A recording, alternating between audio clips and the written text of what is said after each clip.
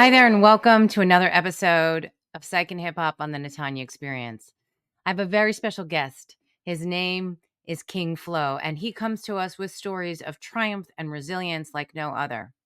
From his early days, born in the Bronx, raised on Long Island, he had to step up and take the role of an adult, often in times because of the struggles within his family with addiction and basic necessity that caused him to have to grow up quite quickly and in an unstable environment, and now found his ways to channel this challenge of his youth into resilience and mastery and hopefulness for others. He is very excited to share a little bit about his artistry and where he's going with film as well as music. We also spent some time talking about pivotal moments in Flo's life, and one of those he'll describe came when he was incarcerated, and he described it himself as his rock bottom moment. And it's in this time where he actually was able to confront his past and committed a different path for himself and for his family. And so he candidly reflects on that mental toll of prison and his upbringing and how he's been able to shift and create now a legacy that he's positive and proud of and can share with future generations, and how mentorship and fatherhood have really helped shape him. His children, who are thriving academically and athletically, have been the source of immense pride and motivation for him. And he has embraced his mentoring role with open arms, and not with just his children, but within his community. And he spends a lot of time helping there, and his vision and beyond the future in terms of his community building projects and charity events, and recently just held one with the Brentwood Fire Department. Please welcome King F.L.O and hear his story. Hi there, and welcome to another episode of the Natanya Experience Psych and Hip Hop.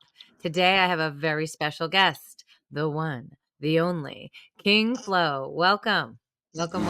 Yeah. Thank you for having me, man. You already know what it is, man. It's a blessing and a pleasure to be here, man. I just can't wait to see what we delve into. I'm excited.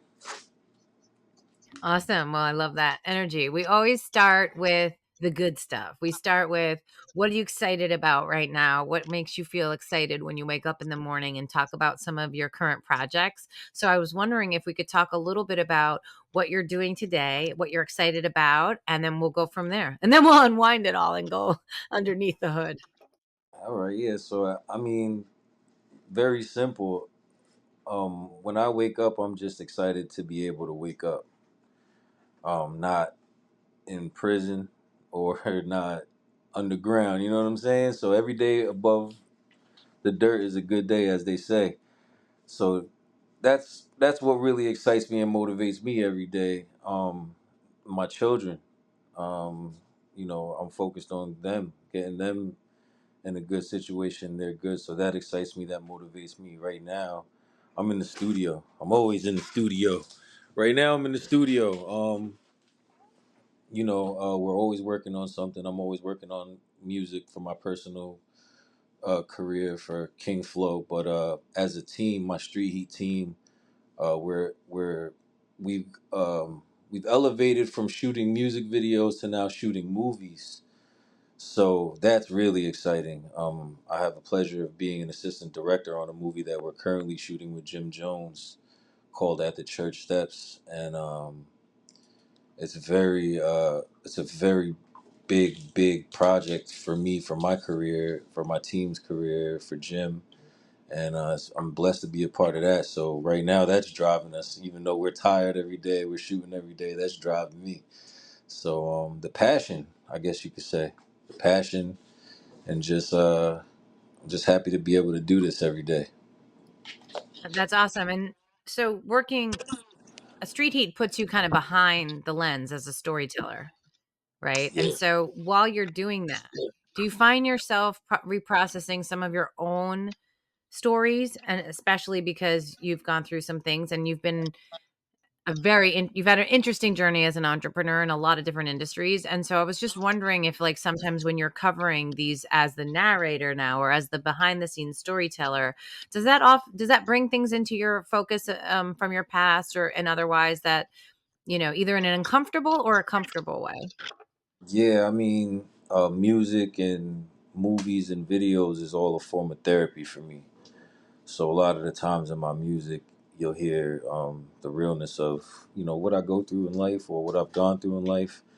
And when it comes to the movie side of it, it kind of gives me an edge. I feel like because where some writers can write who haven't experienced certain things and they can write really well, it's when we're shooting real life situations. It's like I have a twist on it because I have a different perspective of things that I've seen that makes it like, oh, that's real, like that's crazy, like so. It's an addition to it, but yeah, of course, there's certain stories that touch. We've shot things with people who have drug addictions, overdoses, stuff like that, and that always hits home with me because there's a lot of addiction that runs through my family. So of course, it touches on a bunch of stuff. And sometimes it's uncomfortable, but most of the time, like I said, it's therapeutic. It's kind of like a release, like and when people relate to it, it's even more therapeutic because it's like somebody else understands where you were coming from. That might have been something that I was like, yo, nobody ever seen this before, and then somebody's like, yo, man, that reminds me of, you know what I mean, and it's like, oh man, that's great that somebody knows what I'm talking about. You know what I mean? So it's a different way to connect with people.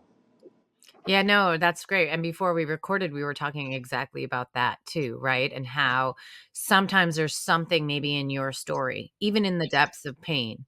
But if someone else can latch into that and be like, wow, they had that, or I felt that too. And then all of a sudden, everyone's not alone a little bit anymore. And it's a healing catharsis or release for the viewer, the creator, the producing people, everyone involved. And that's how we also shift some stereotypes and dialogue around things like addiction, depression, suicidal ideation, right? Because basically in the last 10 years, you could see people would say, well, addicts are, these kind of people, right? And now we're seeing how, no, this doesn't discriminate. This is all walks of life.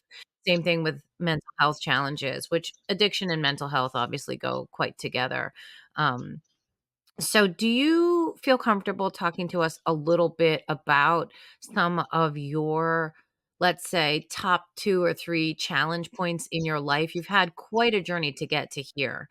And the fact that you say you wake up every day and it's a good day, I also say that and I love that. But, a lot of people might not understand the depth from which that came. And I was wondering if you could talk a little bit about your early entrepreneurial days. Way like let's go back in time and go way back into some of the things. I mean, you're a hustler. You were doing things, let's say, in the gray zone a little bit. I think we can talk about them now because they're in the past.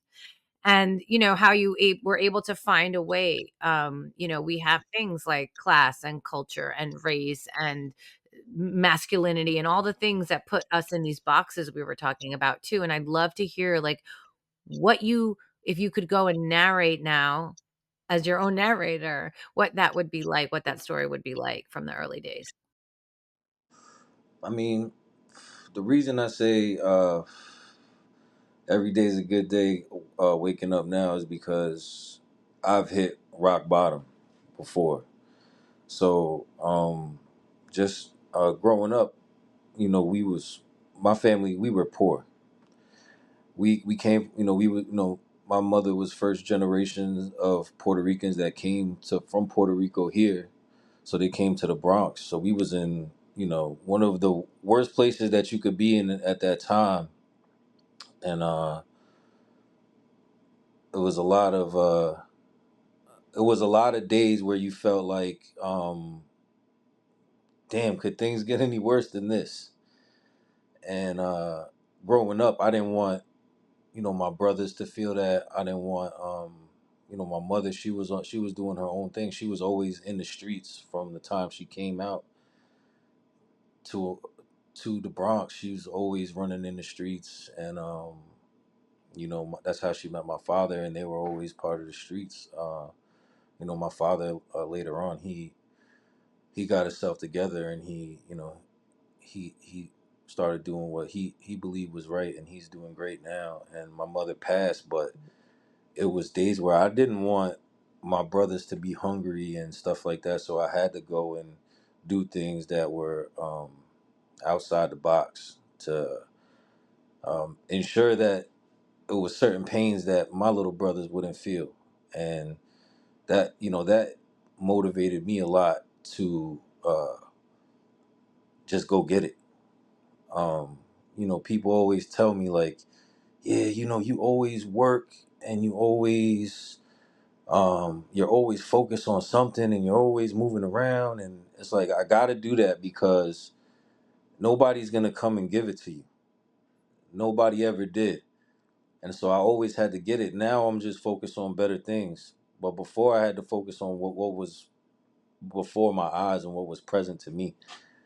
So I had to use what was around for survival, and I got good at it, and I started moving the way that I was supposed to move, that I thought I was supposed to move, and every way that I could get money, I would get money, and I just started surrounding myself with a bunch of people who I thought were um, conducive to that lifestyle, which they were. A lot of them were, a lot of them I consider brothers still to this day. But I ended up joining. I ended up joining the gang because my mother was in the gang.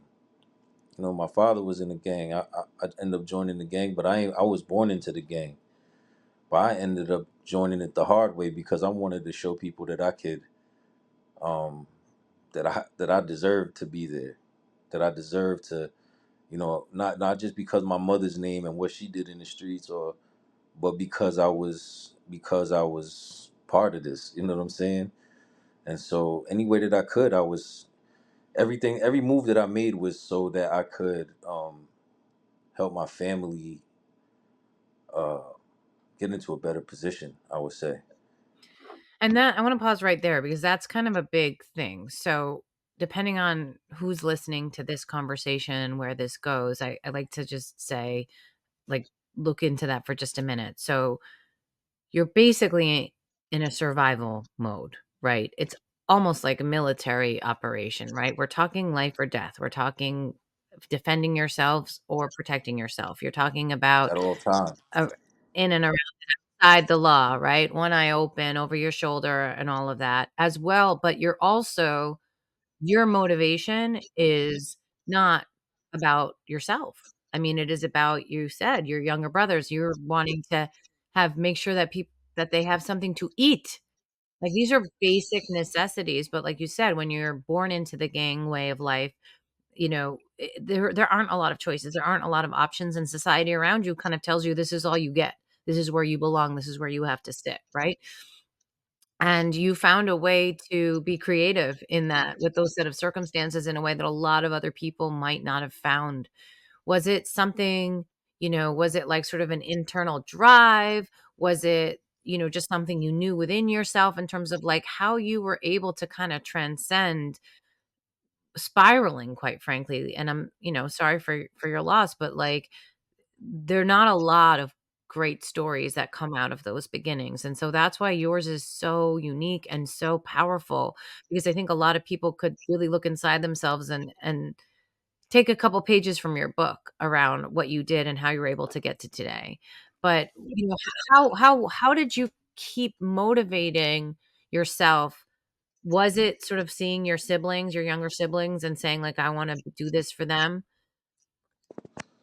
It was that. It was the surroundings, the people that I was around. I just wanted to be in a better environment. Like I knew that there was better, and I knew that um, in order for to have better things, you got to go out and make them better. You can't just. I never felt like sitting around was an option, even especially because there was times where I was the only one that was able to feed my little brothers. My mom was she battled addiction. My mom was an alcoholic. She died from liver cirrhosis.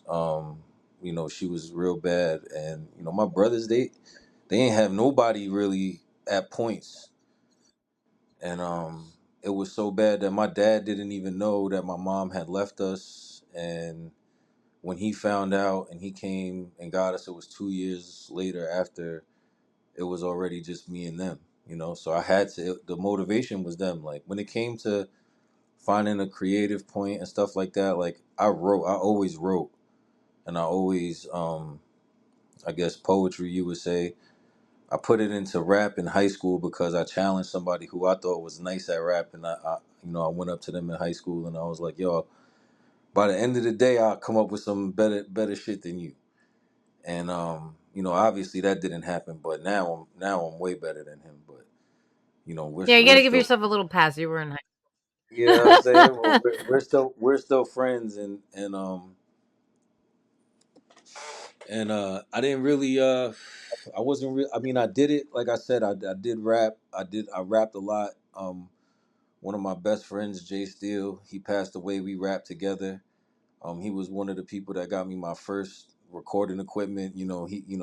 At that time, studio equipment wasn't so prevalent. So he went with my boy Fred Flock, who also passed away, and they went and they got me some recording equipment. I won't say how, but they got it because they knew that I had that talent and they knew that I had that drive.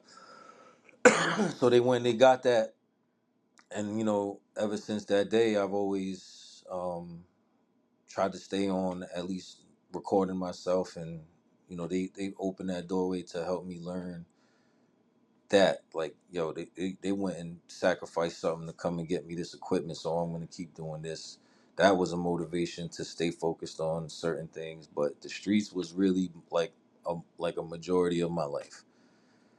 I was Yeah, survival and really kind of you becoming the adult very early on because the parents were not able to do that there or provide those basic things for a child to feel safe and loved and sure that there's going to be food to eat and it's okay to go to school and all those kinds of things, which a lot of people, I'm just restating that because it's kind of a big deal building I block. mean, But there was love. There was love.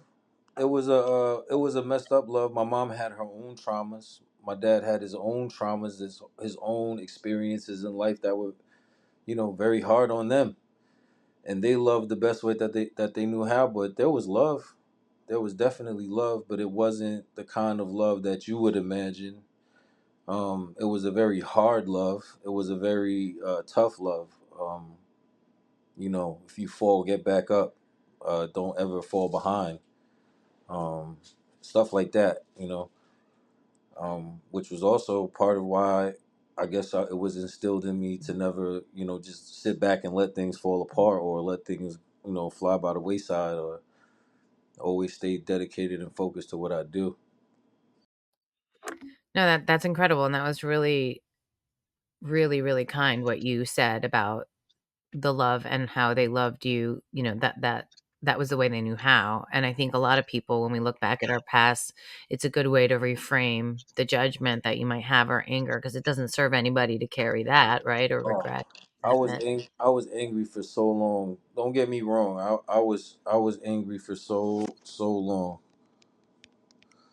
Um, I had I lashed out. I did crazy things. I carried that for a long time. Like I said, I hit rock bottom. I knew what rock bottom was the day that I woke up, and I couldn't exit a room unless I had an officer open the door for me, and I couldn't get back in that room if I had to take a piss unless that man opened the door for me. I couldn't move unless they told me to move. I couldn't do it. That's when I knew that I didn't have control over myself as a person. That's when I knew that I ain't never want to be in a situation like that again. I don't care where anybody, I don't care who thinks that shit is cool. You think that shit is cool, I cannot fuck with you. Like, you think going to jail is cool? That's when you are truly a slave in jail. Yeah. So I was going to ask if we could shift to talking about some of those points, you said about the darkness and even as, layered with your own parenthood, like fatherhood, sorry, like because, a lot of times we come to parenthood and then, we want our children to behave a certain way or follow certain rules or values and maybe we didn't always do that. And so how do you move through that and how do you talk about that with your kids and what's changed for you and how that came to you. Oh man, I've always kept it real with my kids. Um, since maybe to a fault when they were younger, they shouldn't have known about certain things, but they did. And I always kept it real with them. I talk to my sons like they're men. My son just turned 15 yesterday. Um, he's a great. I'm proud of him. He's turning out to be a great young man. He does very well in school. He's on honor roll, something I never was on. He plays every sport and he's nice at the sports. Like I never did none of that. Um, and my other son is the same thing. They both doing very well, and it's just I'm just grateful that they caught they're the ones that matured me into the person that I am. If it wasn't for them, I wouldn't be thinking like how I think now. Getting locked up, while being a father was probably one of the most heartbreaking um, experiences that I could have ever went through. Like especially with, like when you go to jail, you start having these lucid dreams, and you start dreaming about your kids, and you start seeing certain things in your subconscious that's like, damn, I never even knew that was there. And it's like the only person that you have to face is yourself. And that's a real big thing about jail is like if you can't handle that, if you can't handle facing yourself and the things, it'll change you. And that's what it did to me. It changed me. I said, I don't want to miss my sons. I don't want my sons to be here. I don't want my sons to be in this situation and think that this is okay.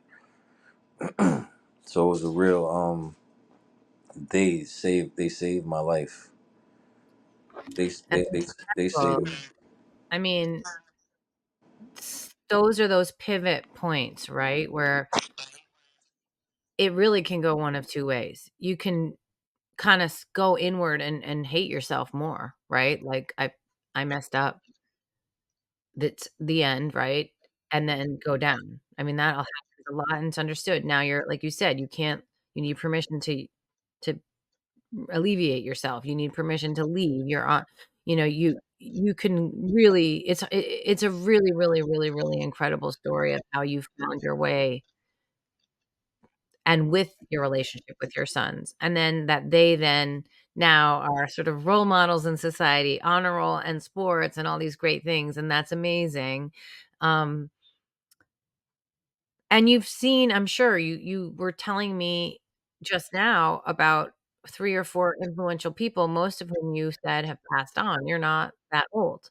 So you've obviously also seen your share of people losing their life too soon, whether it from violence or suicide or addiction, and when that's all around you, I mean, that's why it becomes like a cultural norm. Like people start to value life less because, well, everyone's dying, right? And so that's why it's so interesting to me, the fact that you were able to pull yourself into a new way of thinking and bring others with you, and then bring creative release to it, and then give word to it, and make now movies about, a lot of this stuff. But that's why it's really powerful because it's really, really hard and lonely and painful and probably a lot of doubt. And so I'm just so glad that you were able to find the path out and up. And for so many people that can relate to it. I was wondering if we could talk a little bit about the personal relationships because we were talking a little bit about what men and women want before we recorded, and talk a little bit about what that has been like, your relationships with women, and maybe even their mom or, like how that's been and how that's evolved for you from what your early days and what you saw in terms of how we relate to each other to now. Um, I think the evolution is I didn't care about anybody's feelings except for my own, and that was like a survival mechanism. The evolution in me is that I'm more mindful of how I say things, especially to like the mother of my children. Um, if if she ever hit, I directly deal with my kids because they're grown now, so I want them to be able to feel like there's a line of communication that we can have directly and privately, that like they can tell me what they need to. But anytime, the mother of my children hits me up and asks me for something, that's a no brainer. That's something that comes to me effortlessly. Uh, Regardless of what happens, everybody has their arguments, everybody has their ups and downs in the relationship. The way that I used to be towards women was very um, guarded, I would say. I really didn't trust them, but that was because the woman that raised me told me don't trust women. So it's like, you know what I'm saying? It was a lot of my life, but as you grow to being a man, it's like you learn certain things in life from experience. From just having the wherewithal to, put things together and say, this is the right thing. This is the right way to be. This is what is how it's supposed to be. Whether it be, you know, um, not like we were talking about, like feelings and being able to control your feelings as a man. You should be able to control your feelings as a man, I believe, because you're given strength and you're given as a man, you're given a lot of responsibility. And just to have raw emotions, anybody who loses control of their emotions as a man either ends up dead or in jail, and that's just the fact. So as a man, you have to be able to control your emotions, and that goes with dealing with the women that you have to deal with, because at one point, anybody that got a baby mama, at one point you did love that person enough to have a kid with them, regardless of whatever happened. So that's a big change for me too, because like I said, I really did not give a fuck about anybody. Excuse my language. I didn't care about how nobody felt about nothing. And Yeah, I mean, that's the truth, and thank you for saying it. Like, you're like, "That's what it was," and then I think there's a couple different angles I'd love for you to go into around, because we were talking about men's emotions, right? So there's like emotions like, I don't like this. This sucks. I'm angry kind of emotions. And then there's emotions like, I'm scared. I don't believe I can do this. That hurts my feelings kind of emotions. And so, they're kind of different in terms of when they hit you, what happens and what you tell yourself is okay to feel and what you do with it. And, aggression is the easy one in some ways, although that's where sometimes you or someone else gets hurt. Um, but we were talking about vulnerable emotions too. How would you say, I mean, I know it's kind of like cheesy, but just to put it out there, how would you say you've evolved or not evolved your thinking about, as a parent and as an individual male, um, how you come to recognize and express vulnerable emotions? I mean, my emotions are mine. So when I feel them, I generally allow them to go through me. I don't let them own me, or back in the day I used to fly off the handle, and I used to let emotion control me like crazy. And when I got angry, I used to snap and do all these ridiculous things. But now I allow myself to feel the emotion, and that's what I tell people around me, especially younger males that want to be in a position to be where I'm heading towards or whatever. I tell them, yo, you got to control your emotions.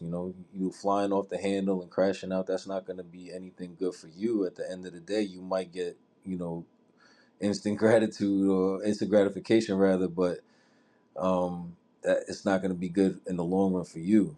So you have to learn to control it. You can feel your emotions, feel them, but don't let them turn you into something that you're not at the moment, because like I said, as a man, you're given a lot of responsibility, strength, size, power, and if you can't control your emotions with that, that's reckless energy everywhere. And so having a lot of reckless energy everywhere isn't conducive to building, and that's what men are intended to do. We supposed to build, and it's hard to do that with everything else that society throws at us, and then we're not even supposed to feel our emotions.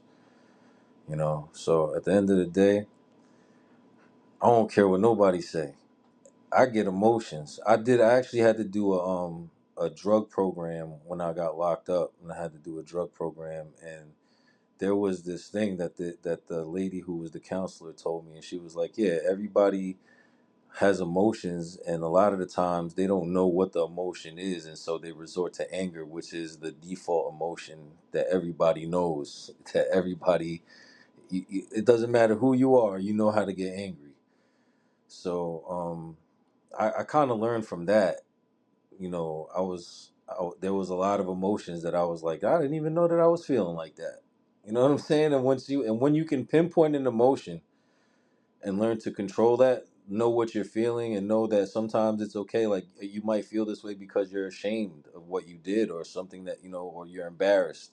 It's all right. Feel that, understand that. And once you can understand it and control it, you can move to be successful. You can move to be anything. You just have to be able to control who you are. You have to know who you are and control it, because we're all given special gifts. We just have to know how to control what they are. I like that a lot. We're all given special gifts. We're all given special gifts. And I think that's another thing that, like, some kids get told very early on in life and some kids don't.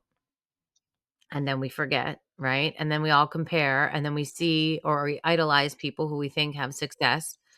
And I think what you're doing is you're breaking down some of the stereotypes around what it means to be successful in your industry, and that there's a quiet strength too that comes from being solid, right? Like you're not, you're speaking very kind of measured, right? Like you don't have to boom at to get the floor. You don't have to pound your scepter as the king, right? You can just show up and be and have a sense of openness and fairness from those around you, and people can feel safe and good and strong too. And that's like a role model. But like you said, you had to go through it to really understand what kind of choices need to be made, because you're going to get a lot of people probably. And I'm wondering, this is the next question, do you feel like some people, when you shifted into a little bit of a different mindset, do you feel like some people gave you a hard time? Like, for example, some people say, that they were, for lack of a better way to put it, considered soft or whatever because they didn't want to be in the streets anymore, or they weren't like fighting. You know what I mean? Like, how was that? Like, did you feel like there's some people from the old way who didn't like the new? See, for me, it wasn't really like that, because, like I said, back in the day, I used to wild out. It was not a question of whether I was soft. It was a question of, what am I gonna die for now? I'm not gonna die for this. I'm not gonna die for this. I mean, if I have to, I will die for my nation. I always will. But they know that there's a bigger cause for me and for what I need to do to be able to build for the community, because ultimately that's what we're supposed to be doing anyway, is we're supposed to be giving back to the community. So for me, I think it's more of like, um, I cut my circle smaller. It was people that I wouldn't deal with anymore because they weren't on the same wavelength as me no more. It was a matter of, are we on the same train to the same destination, or are you just gonna stay here? I don't want to stay here no more. So it was more like that. It wasn't a question of, oh, is he soft because he don't want to be in the streets no more? Because I'm still outside. I'm still, my people. I still love my people. I still have shows that are very public. I still do things for the community. We having a on the 19th of October, we're having a charity event, at the fire department in Brentwood, um, for the kids. And this is what part of what we do, because we know that it's real out here. We're not the only ones that's going through certain struggles. But if people are around me, if somebody think I'm soft, I mean, bro, what am I really soft about? I want to build and do better things for my people and my community. How does that make me soft? I love it. I thank you. But it's important to kind of spell it out for some people because I've heard that sort of hesitation, especially younger, younger younger men, you know, like feeling like there's this sense of what it takes, and that it often, at least 20, 30 years ago, was about power and a display of power, right? And intimidation or that kind of thing. So nobody messes with you.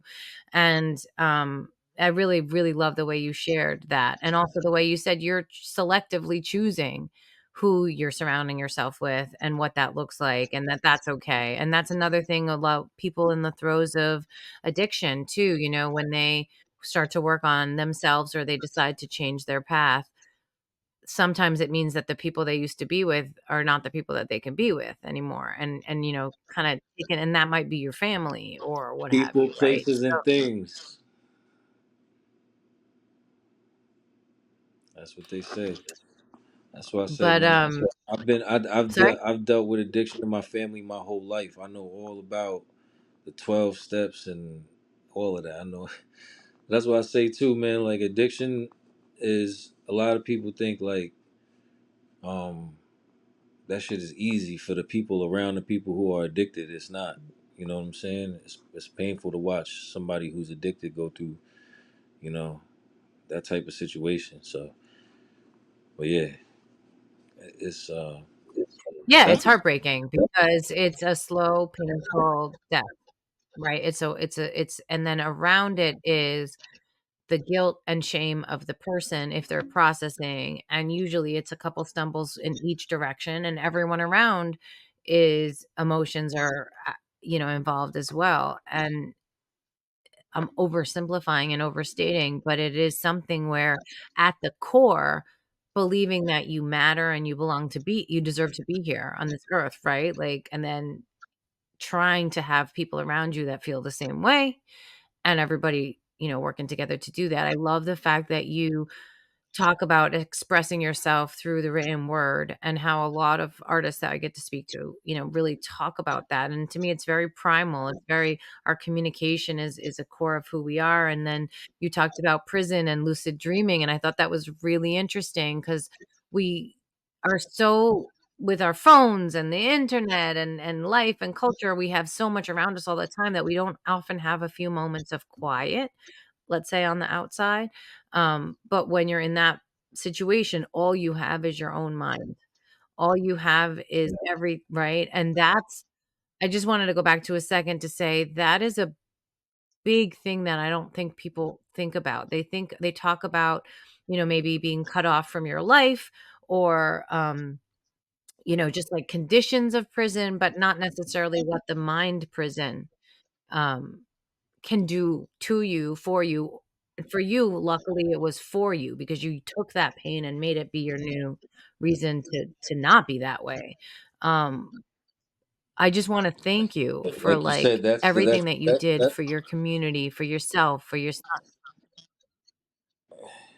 No, like you said, the prison, Sorry? the mental prison, the mental prison when you're locked up is that's the turning point because the mind is such a fragile thing, and if you're not able to if you're not able to control your own thoughts and your own mind, you will get lost in there, and that's why they say, you know, do the time, don't let the time do you, because it's very easy to become institutionalized in that place and just become part of that culture, you know, because that is a culture within itself.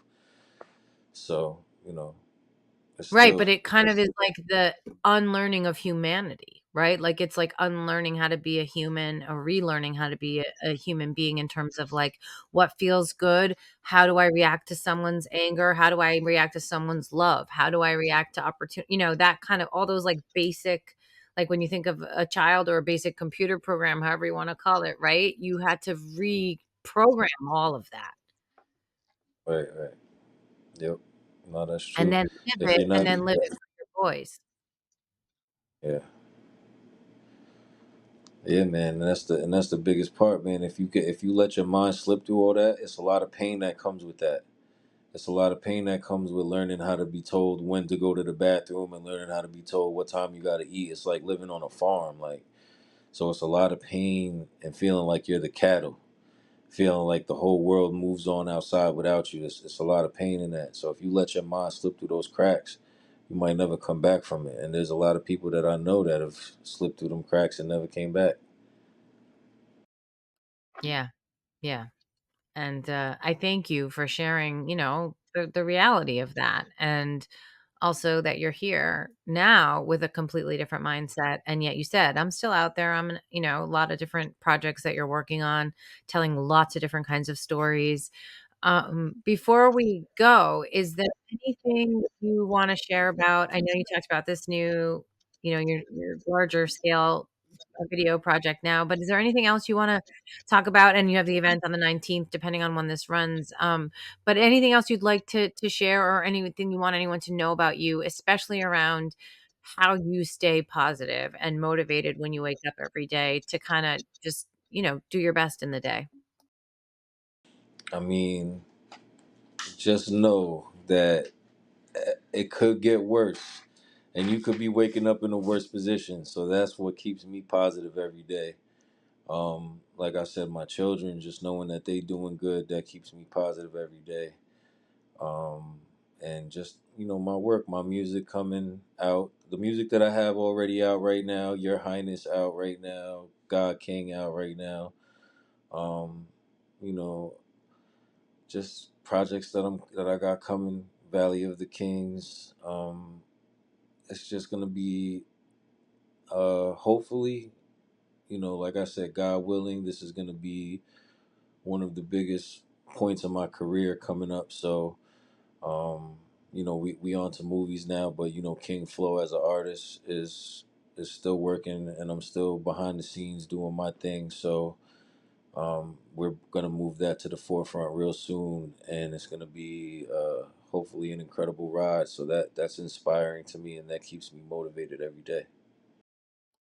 Amazing. And I thank you so much for your time today and your candor and your openness. And excited to see what's next, and to like also be in real life, to be like dancing near each other. Cause I don't know if Ryan told you about that. Yeah, yeah, right. Yes, you I did. do like that. So, yeah, so thank you again so much. And we're going to have some other info when we air the episode to highlight a lot of your work and upcoming projects. And I thank you so much. And everybody, please, of course, if you don't already know, which I'm sure you do, but if you don't, you're going to go check out King F.L.O and all his amazing stuff. Thank you so much. Thank you for having me. It was a pleasure. At the Natanya Experience, we believe we can all rise above challenges, heal, and shine together. And so we give big thanks to our amazing partners who share our vision of universal health and happiness.